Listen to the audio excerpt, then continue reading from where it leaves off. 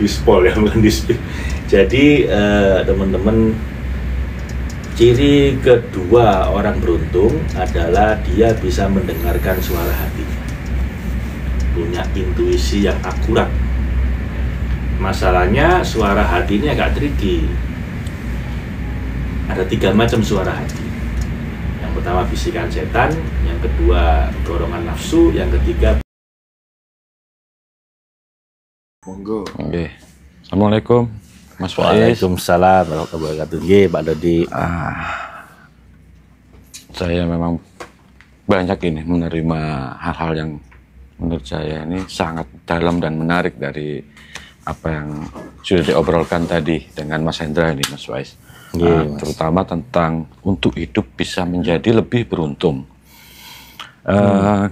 Ketika salah satu dari hal itu kan ada pondasi bersyukur tadi yang sempat disampaikan sama Mas Faiz.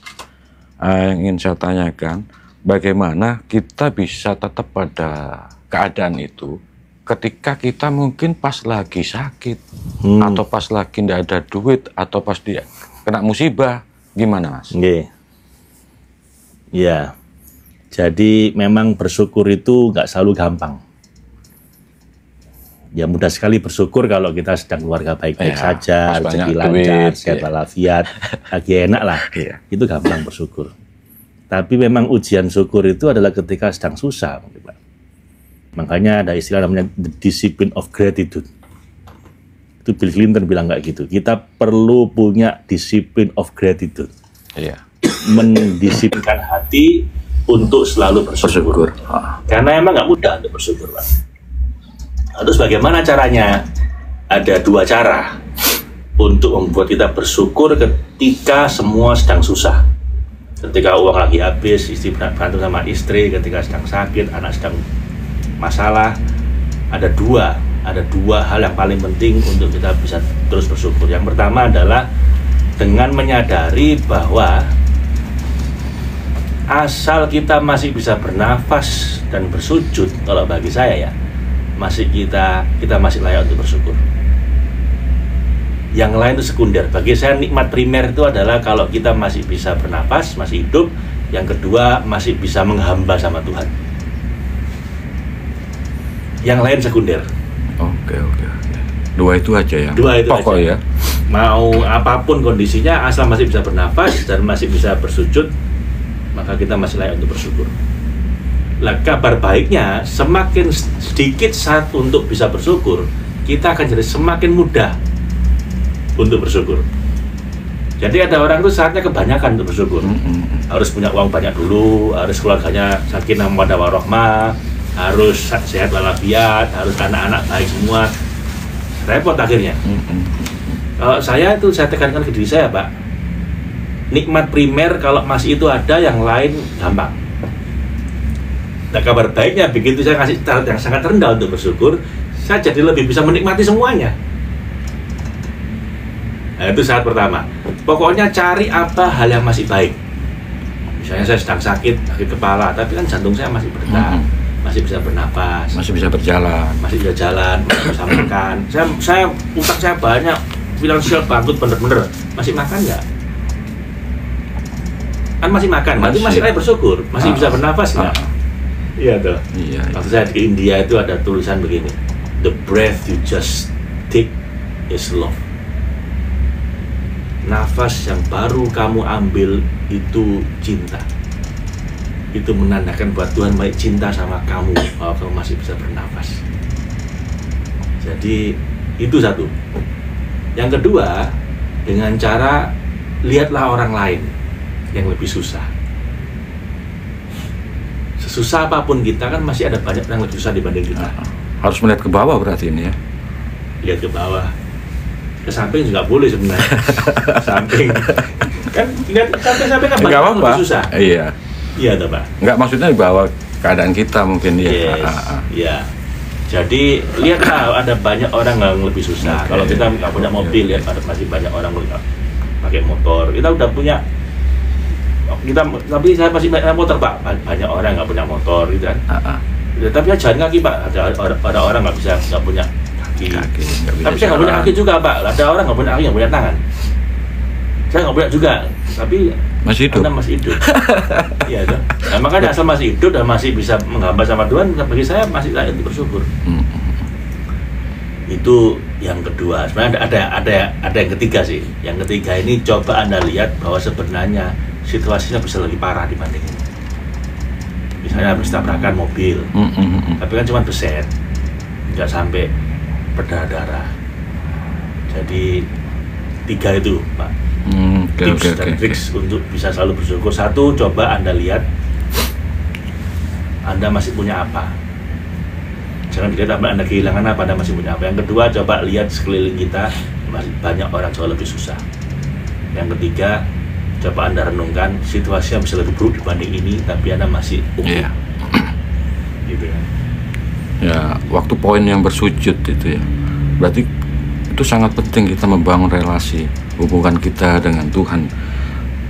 Baik itu pada fase ketika kita lagi susah ataupun senang. Nah, untuk menjaga itu biar stabil, itu kan juga ya gak mudah itu Mas Faiz. Mungkin bisa ngasih nasihat kepada kita ya. Gimana Mas? Ya itu, banyak orang itu ya beribadah ketika sedang senang, tapi ketika susah nggak mau, ngambek. Apa percuma saya sholat tetap aja kayak begini. Ya nggak mau sholat. Salah saya apa? Saya ini selama ini rajin sholat, tiba-tiba saya dibikin takut sama Tuhan. Percuma dong saya sholat kali itu. Jadi dia hanya beribadah ketika sedang senang. Tapi ada orang sebaliknya. Iya, banyak itu yang sebaliknya. Iya, iya. Hanya ibadah ketika sedang susah. Iya. Ketika senang lupa. Nah, itu ciri-ciri orang yang modus tapi tidak tulus. Iya, Mas. Jadi orang menghambanya itu modus. Ada kepentingan ya. Ada kepentingan. Jadi kepentingan supaya dapat uang lebih banyak, bahkan pintu masuk surga supaya nggak kiri, supaya macam-macam ya. Itu modus. Kalau orang tulus ibadah gara-gara cuman cinta, itu mau bagaimanapun ya tetap saja menghamba. Nah, coba dilihat aja kita selama ini modus apa tulus. Kalau kita masih begitu berarti kita selama ini modus. Kalau kita udah tulus itu nggak peduli. Kita menjadi man for all season, manusia segala musim, mau musim dingin, musim panas, musim kaya, musim miskin, musim sakit, musim sehat, dapat menghamba. Nah, ketika mungkin modusnya masih ada, ya entah itu kadarnya berapa, kan jelas nanti kita harus tetap untuk berusaha lebih baik, membersihkan diri batin kita, supaya mungkin relasi kita dengan Tuhan semakin lebih akrab atau bahkan mungkin lebih cinta lah gitu. Mungkin untuk tips-tipsnya yang paling sederhana, ndak ribet, tentang masalah membersihkan diri batin itu gimana nih Mas? Gampang, ikut training chef. Karena disitulah 2 hari akan saya cuci otak dan dua hari untuk mencuci otak supaya bisa begitu. Karena ini apa ya, Pak? Orang udah ngerti sebenarnya, tapi prakteknya susah bagi banyak orang. Tapi kalau hati kan biasanya menurut para penceramah pemuka agama kan susah bersihinnya, Mas. Kalau 2 hari bisa kira-kira? Semua itu susah kalau nggak tahu caranya kan, Pak. Oke. Whoever travels without a guide will takes 200 years for 2 days journey, katanya Rumi begitu, Maulana Rumi. Siapa saja yang berjalan tanpa ada guide-nya, tanpa ada pembimbingnya, siap-siap butuh 200 tahun untuk jalan yang harusnya cuma 2 hari selesai. Jadi susah itu kalau nggak tahu caranya, Mas. Iya, Pak. Kalau zaman dulu saya servis mobil nggak ngerti saya nggak punya ilmunya. Tapi bagi montir ya gampang. Iya, Pak. Jalan aja kita dari sini kemana, ke Mojokerto. Kalau nggak punya Google Map ya repot. Nyasar bisa berbulan-bulan mungkin. Tapi kalau punya Google Map ya jadi gampang. Jadi makanya susah itu karena nggak punya ilmunya, karena nggak ada yang memandu. Nah, di 2 hari itu mudah-mudahan kita izinkan saya untuk memandu Anda. Karena Desember ini agak istimewa, di mana hampir semua sesi saya ngisi. Biasanya training itu saya cuma ngisi 2 sesi, paling banyak 4 sesi. Ini saya ngisi ya, mayoritas, kira-kira 6 sesi karena edisi akhir tahun. Edisi akhir tahun, jadi saya isi hampir semuanya. Jadi akan saya pandu untuk menuju ke sana, insya Allah. Sebenarnya saya di Total Solution itu kan ada healing, ada happiness, sukses, fitness, laki. Itu hanya sebuah perjalanan hingga pada akhirnya Anda akan jatuh cinta sama Tuhan. Jatuh cinta sama Tuhan. Mudah-mudahan. Sebenarnya bukan gak tepat sih kalau jatuh itu. Cinta kok jatuh, harusnya rise, bukan fall in love, tapi rise in love. Kita mengikuti metode barat itu, falling in love kan ya. Harusnya rise in love, bangkit karena cinta, bukan jatuh karena cinta. Permekaran. Iya. Jadi mudah-mudahan bisa ke sana. Karena sebenarnya simple sih. Saya nggak ngomong mudah ya, tapi simple. Berarti kalau itu kan ada kaitannya dengan salah satu, mungkin saya pernah lihat di podcastnya Mas Faiz tentang suara hati. Tentunya orang-orang yang nanti ikut dalam pelatihan mungkin akan dibersihkan kan dengan metodenya Mas Faiz. Salah satu ciri orang yang beruntung kan adalah bisa mendengarkan suara hati. Suara hati. Intuisi. Oke, bisa di-spill ini, di-spill lagi nih Mas Faiz. Saya nggak ada spill, kalau perlu saya spol dulu. Oke. Spol yang banyak sekali ya. Ya, kaspol remblong ya. Di spol ya, bukan di spill. Jadi teman-teman, ciri kedua orang beruntung adalah dia bisa mendengarkan suara hati, punya intuisi yang akurat. Masalahnya suara hati ini agak tricky. Ada 3 macam suara hati. Yang pertama bisikan setan, yang kedua dorongan nafsu, yang ketiga baru ilham, bimbingan dari Tuhan. Bagaimana Anda bisa membedakan 3 hal itu? Ya latihan. Latihannya seperti apa? Nah, itu nanti kita kasihkan ini. Itu kita akan coba melatih Anda untuk bisa makin peka intuisi Anda, supaya Anda dengar ini bimbingan Tuhan, bukan bisikan setan atau dorongan nafsu. Karena sangat halus itu. Orang kadang-kadang kepedean merasa feeling saya benar loh Pak, ternyata keliru. Feeling Anda itu berarti bukan bimbingan Tuhan, tapi bisikan setan atau dorongan nafsu.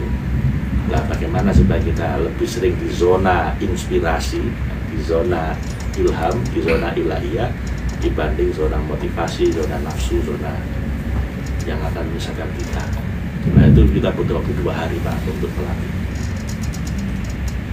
Oke. Nanti di spol ya berarti ya. Di spol, banyak di spill. Oke. Tentunya nanti menarik ketika kita mungkin nanti belajar ke Mas Faiz, karena akan dilakukan metode pembersihan dan sebagainya. Tentunya dengan tujuan mungkin hidup kita agar lebih baik, lebih indah dan bahagia. Kalau mengenai hidup kan, ini kan memang tidak bisa diprediksi Mas Faiz ya. Perjalanan hidup kita, jangankan 1 tahun atau 1 bulan, besok aja kita juga nggak tahu. Sebagai seorang saya bilang seorang yang bijak dan berpengetahuan yang luas, Mas Faiz ini kan tentunya punyalah keilmuan untuk mungkin memprediksi atau membaca bagaimana kita harus bersikap untuk kedepannya gitu. Menghadapi ketidakpastian hidup. Iya. Oh iya. Gampang, pakai ilmunya MacGyver. Nah, ini yang berarti saya yang ngerti. MacGyver itu nggak pernah persiapan apapun kan? Tapi alatnya selalu ada. Tapi alatnya cuma segini. Alatnya cuma bisa Swiss itu kan, Swiss Army ya, bisa kecil itu. Tapi dia bisa menghadapi semua ketidakpastian, menghadapi semua masalah. Masalah kita hadapi ketika dia muncul. Jadi dia nggak pernah bikin antisipasi apapun selain menyiapkan dirinya untuk dalam kondisi apapun dia bisa mengatasi. Jadi teman-teman, memang hidup ini penuh ketidakpastian. Kita nggak ngerti besok mati apa tidak, besok jangan kita tabrak mobil, besok jangan istri meninggalkan kita, besok jangan kita sakit, besok jangan bisa macam-macam, ada ribuan kemungkinan. Anda nggak bisa mengantisipasi itu. Karena ada sangat banyak ketidakpastian dari sisi ekonomi, dari sisi politik, dari sisi kesehatan. Tiba-tiba ada COVID, tiba-tiba macam-macam kan. Yang bisa Anda siapkan adalah diri Anda. Agar Anda punya ilmunya MacGyver, di mana masalah apapun datang, saya akan bisa mengatasi. Nah, menyiapkan Anda supaya punya ilmunya MacGyver itu 2 hari itu, Pak. Total Solution itu. Supaya apapun kondisinya, Anda akan selamat. Saya menyiapkan diri saya untuk siap kalau harus hidup 50 tahun lagi. Artinya kalau saya sekarang 47 sampai umur hampir 100 tahun pun saya siap. Artinya apa? Saya siapkan fisik saya, mental saya, emosi saya, pikiran saya untuk kalau umurnya panjang, in case saya mudah-mudahan tetap sehat, tetap tajam pikirannya, tetap jernih hatinya. Jadi saya siapkan untuk bisa hidup sampai 50 tahun lagi. Tapi kalaupun harus mati 5 hari lagi, saya juga siap. Ya, kalau melihat dari pernyataannya Mas Faiz, sepertinya kalau boleh saya tafsirkan itu untuk mentalnya yang dipertamakan ya, dari mental dulu. Ya, jadi ada namanya, kalau mental itu namanya mindset. Nggak cukup ini. Iya, itu yang dulu. Jadi mindset, kemudian akan ke heart set, dari heart set ke soul set.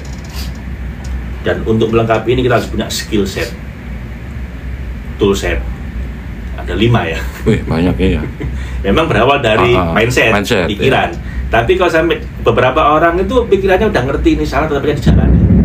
Kenapa? Karena heart setnya nggak ngikut. Karena harus sampai di level hati, di level rasa. Iya. Makanya ngaji rasa bukan ngaji pikir kan. Karena kita pengen nggak hanya di level pikiran, tapi sampai level rasanya juga ikut. Jadi ketika mindset udah masuk jadi heart set, lah itu udah menjadi jurus. Lah kalau udah masuk soul set, itu udah menjadi being kita, udah menjadi diri kita, jurus itu menyatu dengan kita, tenaga dalamnya udah masuk ke kita.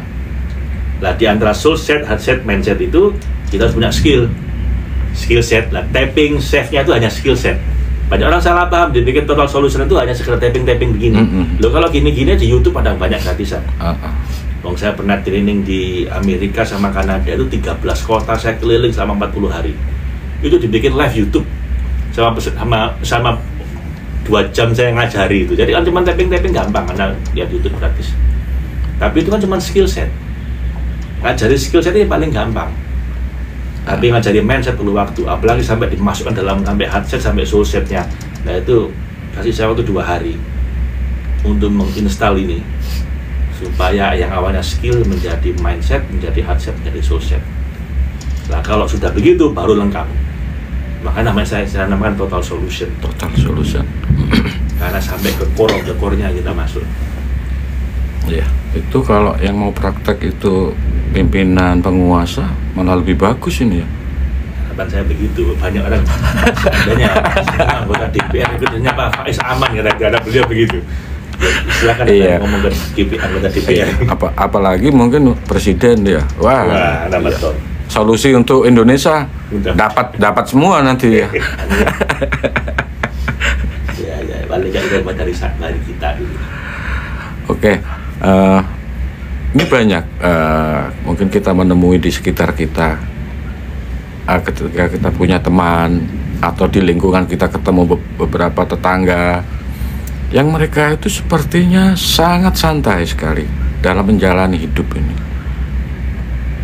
Mungkin hanya sekedar, wes aku pokok iso mangan, bisa makan, ngopi, rokokan, anak istri nggak kurang, ya? Itu sudah cukup. Tapi di sisi lain, pandangan itu kan memang cenderung kok orang ini nggak mau maju. Iya, kok kurang effortnya mungkin kurang. Mungkin Mas Faiz punya nasihat untuk tipe-tipe yang kayak gini. Iya. Jadi memang ada 2 mazhab besar ya dalam menyikapi hidup ini. Yang satu mazhab ketenangan, kebahagiaan, satu lagi mazhab prestasi dan kesuksesan. Barat, jadi dunia barat itu kebanyakan mereka yang ngikuti mazhab yang hidup yang penting sukses dan berprestasi.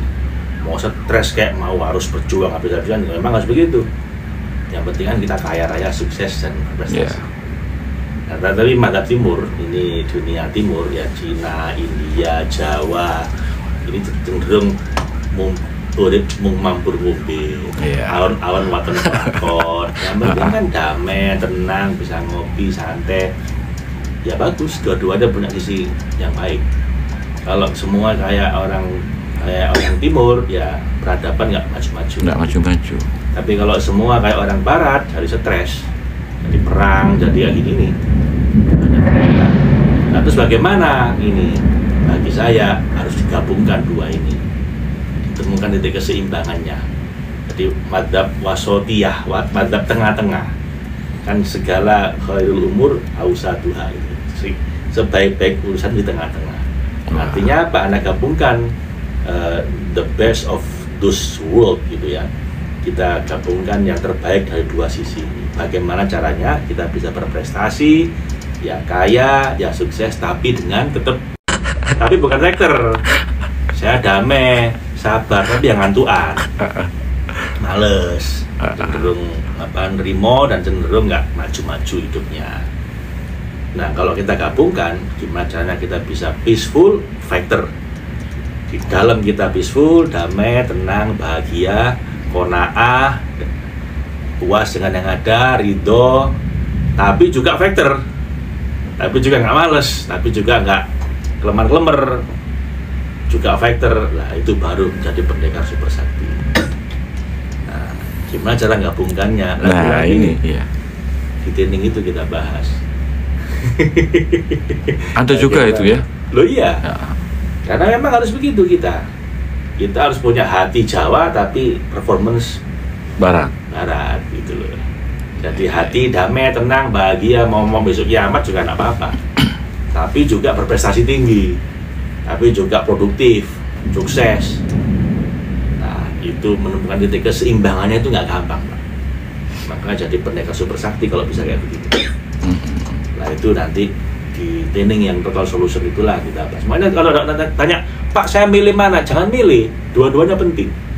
Karena kan juga butuh uang, sementara juga butuh kedamaian hati, kebahagiaan. Nah, dua-duanya pasti itu, di satu sisi Anda perlu intensif 2 hari saya drill, di sisi yang lain Anda juga perlu konsistensi 2 jam tapi tiap hari gitu. Makanya kalau Anda cuma ambil satu, ini kurang lengkap, kurang jalan itu miring Pak jalannya. Harus lengkap. Ibarat 2 kaki itu ya. Iya. 2 sayap gitu. 2 sayap, oke. Kalau satu kan nggak bisa terbang. Jadi saya sangat menyarankan dua-duanya penting. Kalau tadi Mas Hendra kebanyakan menggali di sisi abundance, nanti banyak menggali di sisi total solution ya, cocok kalau gitu. Oke. Tadi Mas Faiz ngobrol tentang kesuksesan juga, mungkin masalah finansial. Tapi banyak kan kenyataannya orang-orang yang pada level pendidikan yang hanya sekedar lulusan SD, SMP itu bisa sukses finansialnya.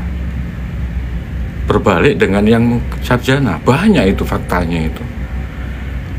Pertanyaan gini, berarti tingkat keilmuan dengan kesuksesan ya, ini tidak bisa nggak bisa menjadikan nggak bisa dijadikan pedoman gini. Iya. Ini kenapa ini Mas Faiz? Ya karena gini, kita klarifikasi dulu definisi suksesnya. Kalau definisi sukses itu adalah sesempit punya uang banyak, nggak harus sekolah. Ini masalah finansial ya, masalah finansial ya. Bisa baca, masa bisa ngitung uang Mas? Itu uangnya banyak. Loh ya, baca nggak bisa, tapi kalau uang ngerti dia. Ya karena memang kalau untuk uang itu nggak harus pinter. Oke. Kalau definisi sukses adalah cuma uang banyak, itu nggak perlu pinter ya? Nggak perlu pinter. Yang penting ngerti caranya bagaimana dapat uang banyak itu. Ada banyak itu. Saya buat banyak teman nggak bisa baca tapi bisa hitung uangnya banyak.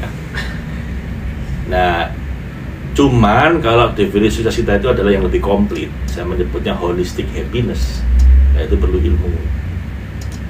Nah, itu perlu lebih komplit ilmunya. Karena bagi saya hanya uang saja itu nggak cukup. Penting tapi nggak cukup uang.